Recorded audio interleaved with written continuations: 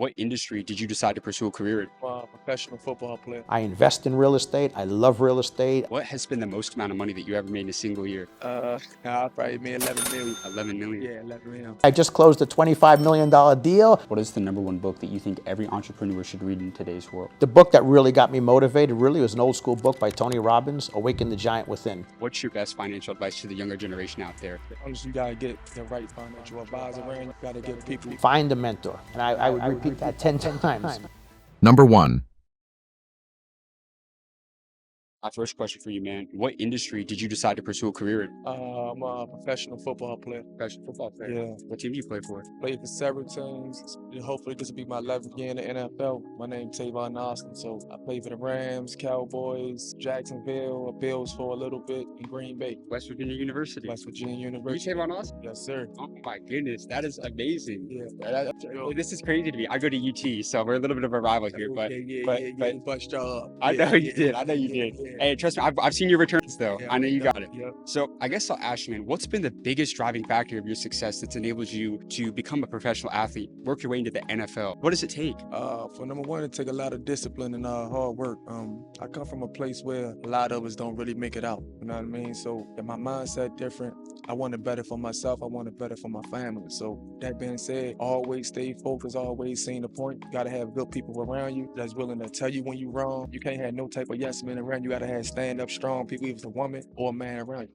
What has been the most amount of money that you ever made in a single year? I probably made 11 million. 11 million. Yeah, 11 million. What's your best financial advice to the younger generation out there? Honestly, you gotta get the right financial advisor around you. You gotta get people, even though it's your money, you gotta have people carry like it's their money as well. Yeah. You know what I mean? Because you like nice things, you'll spend, but you need somebody that's gonna be that backbone to be like, hey, hold on right now. This is this, this is that. Gotta put this away for this. I love it, dude. Yeah. Thank you so much, Tavon. We appreciate that, man. Number 2. So how long have you been an entrepreneur for? I think I've been an entrepreneur my whole life. I've always had my own businesses and done my own thing, but this particular company is 22 years old. And as an entrepreneur, if you were to go back and you started your first business, what's the number one piece of advice that you would tell yourself? What's your best advice to any entrepreneur starting a business in today's world? Find a mentor.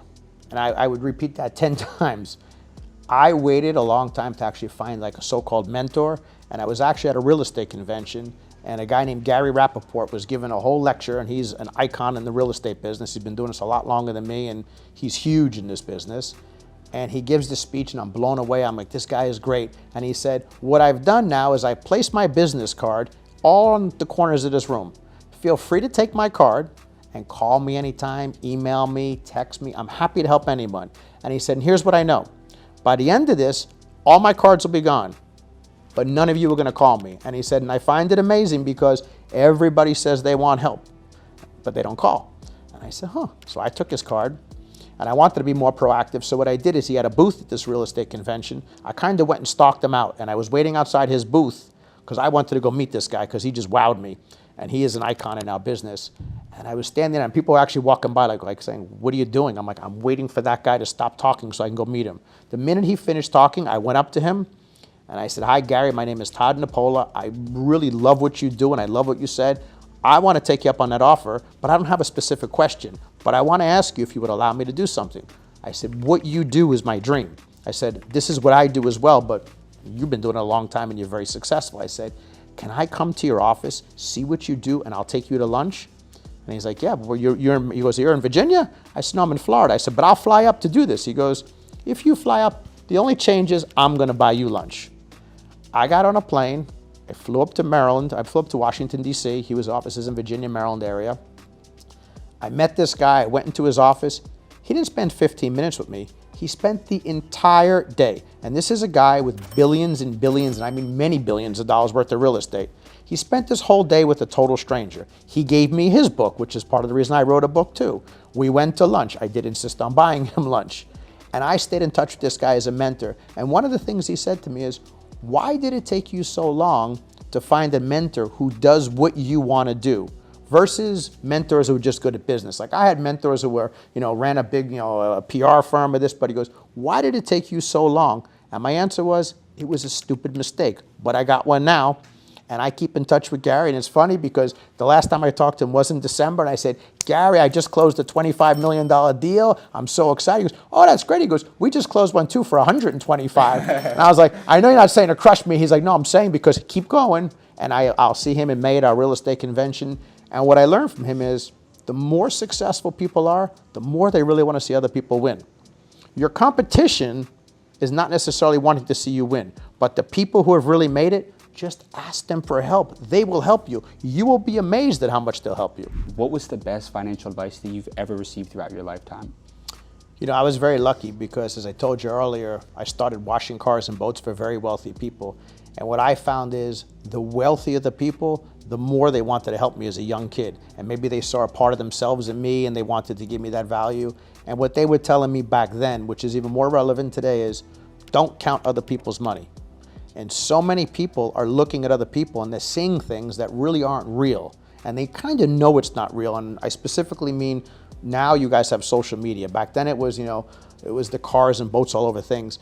But a lot of this stuff isn't real. And people get so caught up in what other people have and keeping up with the Joneses, and they're buying things and spending money on things they really can't afford. And I don't want to say stay in your lane, but worry about yourself. Worry about if you're good. So much of what the young generation sees today all over the place, it's fake.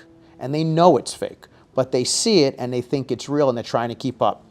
And it's the young kids like you taking people out for dinners that you really can't afford because you saw somebody else do it. It's just wrong. Stay in your own lane, worry about yourself, count your own money, and don't worry about what anybody else is doing. Just worry about yourself and it'll work out fine. You start comparing yourself to other people, there's always going to be someone richer, there's always going to be someone faking it more. It'll make you feel insecure because you're going to go right now. I could go with you on Instagram and show you 1,000 kids that look like they're doing great. And it could make you feel bad about yourself. Worry about yourself. Go at your own pace and it'll work out fine. And what was the biggest risk that you've ever taken throughout your business career? The biggest risk I ever took, which obviously I'm grateful I took, and I wasn't even scared to take it, was when I bought my first property. At the time, I was a stockbroker and I was doing very well. This was the 1990s, but I knew I wanted to invest in real estate because as a stockbroker, you get paid commissions, which means if there's no trade, there's no money. And that's great. And people say you make a lot of money, but if I wanted to go on vacation for a week, I made zero. It was commission based. So I knew I wanted to buy real estate. So at 25 years old, I bought my first property. I drained out my entire bank account down to $50, and it was from a six-figure amount of money down to $50. And I got to the closing table, a 25-year-old kid buying my first property, and this guy at the time seemed old. I guess he was my age at the time, but he was probably 45, 50-year-old lawyer. He said, why are you buying this property? And I told him my plan for the property, and he kind of laughed, and he said, you think this is that easy? And then I went and told all my stockbroker friends, I took all my money and I bought a property, and they didn't just laugh at me, some of them. They literally bullied me, telling me how stupid I was to buy this property. And I went home and I looked in my bank account and I saw all that money gone. And back then you used to like handwrite your account and it said $50. And I said, you know what? What's the worst that could happen if I lose everything? I still have a good job. However, I bought that property in June for $575,000. I went, I re-tenanted the whole property, I cleaned it up, I got my friends out there, cheap labor, we painted it, we made it look nice. I wrote leases for new tenants, and in December of that year, I refinanced that property at a price for $800,000. I got a $600,000 loan. I got all my money back. I got all my closing costs back, and I was getting $5,000 a month in free cash flow as of January, 7 months later, for the rest of my life. And that's been 25 years, I still own that same property today. So it was a huge risk, but pays off. You got to be willing to take those shots. What was the #1 book that ultimately changed your business? What is the #1 book that you think every entrepreneur should read in today's world? It's not a business book. The book that changed my life for sure and got me on the straight path, and not that I had a unstraight path, but the book that really got me motivated really was an old school book by Tony Robbins, Awaken the Giant Within. And he talks about that and unlimited power. And these books really get you to a point where you learn that we're capable of so much more than we think we are. But what he always teaches is everybody overestimates what they could do in 1 year, but we underestimate what we could do in 5. And if you scale things out and figure out and just chunk it, it'll all add up. But you got to be patient sometimes. But he really taught me in those books at a young age in my 20s that you could do anything. And that was his story. If you fast forward to now, there's a lot of great books out there. I'm a big reader. Last year I read 60 books. I'm still reading. It's the greatest thing you could do because anyone who writes a book probably has 25, 30 years of experience, and they're going to give it to you in 200 pages. So even if you're a slow reader and you're going to read one book a month, you're going to get hundreds of years of experience in the course of 1 year from all these people. So if you want to be a doctor, read books written by doctors. You want to be a lawyer, by lawyers. You want to do real estate, read books by real estate guys. In fact, I'm going to give you my book. I wrote a book all about that, keeping it real on commercial real estate. And I tell you what, this is the perfect example I'm saying. I'm a guy now, I bought so much real estate in my days, I've done so much. The greatest thing I could do now is help and give back. So I wrote a book and I give all the proceeds to charity for this book, and I give the book away like crazy because I want other people to get involved. So I'm going to give you a copy of that book. I really appreciate that. I want to ask you, what would you say are the top 3 takeaways that everyone should get out of this book? What are the 3 biggest lessons that you think people should take away and learn from this book? The best 3 things you could get from that book is not how handsome I am on the cover. The top 3 things you could get out of that book is no matter what you do, and you can see this all around, the richest people on the planet, I don't care if you want to talk if they're in railroads and oil or technology, they all invest in real estate. You know, they all want to have real estate. It's one of the greatest things you could own. Whether it's a special house you want to own or whether it's a piece of commercial property, you got to learn real estate.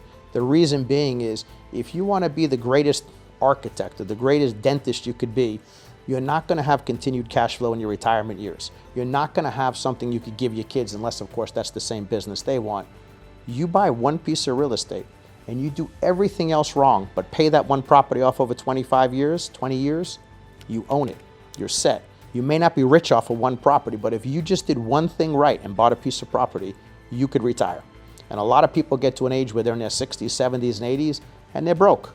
So the younger you are, you should buy property. That's the most important thing, is to get started. The second most important thing you can learn from my book is what type of property works for you. As I said earlier, different things work for different people. If you are the dentist, you can't buy the value-add property because you don't have time. If you do have time, there's value-add property. And the third thing you'll get out of that book is it's much easier than people think. Many people come up to me and they say, oh yeah, but you can't buy commercial property. It's impossible. It's very possible. Just like you know how to manage your apartment and take care of your own apartment and do your laundry and take care of things, owning commercial property is very, very easy. And I tell everybody when they buy it, and you'll get this out of the book too, buy a property you could manage yourself and learn the business, and you'll see just how easy it is. And once you buy one, I very rarely ever hear a person saying, I don't want to own a second. They say, I should have done it sooner. So start early. So start at your age. Yeah, it's kind of like you said, a lot of people think that it's like really hard to get into, but I feel like there's kind of this misconception that you have to have like a ton of money in order to buy property and invest in real estate. But what has been your secret to creating wealth in real estate throughout your career? You know, maybe it has to do with like leveraging capital from not just yourself, but like, you know, there is that misconception in today's world that like people think that in order to invest in or buy property, they have to have all this money. Like, what would you say to those people? Well, I would tell anybody who has no money, no credit, and thinks that there's no shot they could buy a property, go find a deal.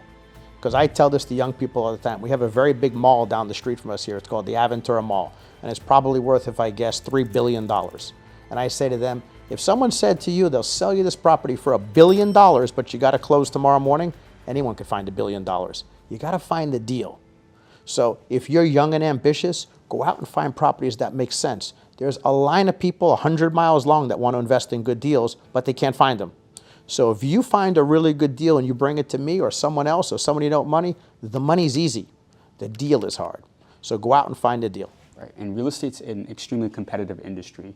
So what would you say is the biggest thing that you've implemented throughout your company to really stand out against the competition and be able to find those deals? What makes us unique is we do it all in-house. So there are a lot of companies that want to go out and buy properties and specifically doing what we do and buying larger properties. The catch is they'll say, I'm buying a property, I'm going to buy one in Ohio, one in Arizona, one in New York. I don't feel you have an edge. Every property that we own is within 250, 300 miles from where we are right now, which means I could wake up in the morning, drive to my property, see what's going on, take care of what I have to, understand it, have lunch, and drive home, be home for dinner. Because I have that and I'm local to my properties, I understand the market. Now, everything we do in-house. My entire leasing team is here, my accounting team is here, my property management team is here. So we overlap one another, so this property knows what this property is doing and this manager knows what this manager is doing. When you have everything in-house, you have absolute control. We have a ton of tenants, so because they're all nearby each other, we have the ability to say from one tenant, say they have a nail salon and have a vacancy in another nail salon, I could ask them for referrals to how to rent that. So those synergies go a long way. What was the biggest deal that you've ever closed in commercial real estate? The biggest deal I ever did was actually this past December. We bought a property that had never been on the market. The same kind of example of what I do. A father and son built it 50 years ago, and they built it over 10 years, so 40 to 50 years, so over a 10-year span. They built 165,000 square feet of shopping centers, and unfortunately the grandfather then passed, the father passed, and it went down to the heirs. And like a lot of things, as it dilutes to multiple people, it got challenging. So we bought that property in December for $25 million. Wow. And I wanted to ask you, like, what is your best investment advice to everyone out there? So let's say someone's in their career, they're finally starting to save money, put it to the side, they're looking to maybe get into the market, buy some property. What are those indicators that you look for in a market that tells you now's the time to buy, you need to buy this property? What's the secret to investing in real estate? You got to go against the grain. So like I said to you earlier before, like everybody's afraid of office product. I don't buy office because at this stage in the game, I'm really good at retail and industrial product, but everybody's afraid of office. Nobody wants to buy it. When I buy a lot of retail, you probably heard the expression, retail is dead, no one's going to shop, they're only going to buy on Amazon. Well, that proved incorrect. But if you follow the momentum, the herd mentality, everyone's saying, well, now you need to buy multifamily, you need to buy a house. That's probably the wrong way to go. So when people are really scared to make decisions, that's when you got to be aggressive. And when they're very aggressively buying everything, you better get scared. So you'll see that play out over time. So find what you like, and it's always the right time to buy what you like if it's a good deal, but don't follow the herd mentality. Stick to what it is you like, and over time it'll do just fine. What is the biggest mindset change that is needed in order to become a multimillionaire? I believe anyone could be a multimillionaire. You just got to believe you want to be a millionaire, and you got to know why you want to be a millionaire. If you want to be a millionaire because you saw something on Instagram or something like that, and you think people have a fancy car and they're millionaires, they may not be. If you want to be a millionaire because you want financial freedom, you will find a way to do it. You got to believe it. And I really believe you could kind of talk things right into the universe and get them back. But you got to have the right why. If you don't know your why, it won't happen. If your why is, I want a fancy car and fancy dinners, it won't happen. If your why is, I want to make sure I could send my kids to college one day, I could take care of my parents if need be, and I want to go to sleep every night knowing I'm not worried about next month's bills, you could get it done. If your bank account hit zero tomorrow, right, you went broke tomorrow, what would be the first step that you would take to build your empire back and become financially free again? You know, a lot of guys say that, like, what would happen if you went to zero? If your bank account goes to zero, you have built up so much knowledge and so many contacts, it does get a lot easier, which is why you hear about the guy who has $1 billion company, like the guy I said who owns this office building, we're in making another $1 billion. That second $1 billion doesn't change his life one bit. He doesn't change in any way. So at this point, if I lost everything, the skill sets that I've learned, forgetting about the hundreds and hundreds and hundreds of books I've read, the contacts I have with banks, my reputation of what I am and what I stand for, I know I could build it all back up in no time. And you think you would get back into real estate if you were to start over? 100,000%. It's what I love. And people sometimes say this to me too. They're like, oh, well, you have spaces. Why don't you open a restaurant? Why don't you take a vacancy and open this? Why? That's not what I do. I don't have passion for that. I invest in real estate. I love real estate. I eat, breathe, and sleep real estate. So it's exactly what I would do again.